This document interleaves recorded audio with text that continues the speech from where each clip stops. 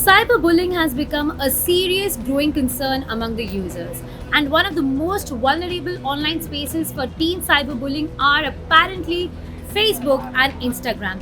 Now, going by the stats, around 87% of the cases of cyberbullying take place on Facebook and Instagram. So, to make the social media platform safer, Meta has recently introduced some new privacy features for Facebook and Instagram, which will help teenagers from online harm. Now, we recently discussed how one can report an account on Facebook.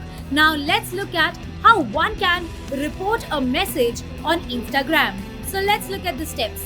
First, you have to open the conversation in the Instagram app. Tap the individual message you'd like to report, then tap next to the message and tap report. In the same way, you can report the account by going on the account page, then tap on the three dots on the top right corner of the page and tap on report. See how simple and convenient it is. If you are also part of some kind of cyberbullying, try this for yourself and get rid of some stupid and very bad messages on Facebook and Instagram. That's all in this video. Thanks for watching.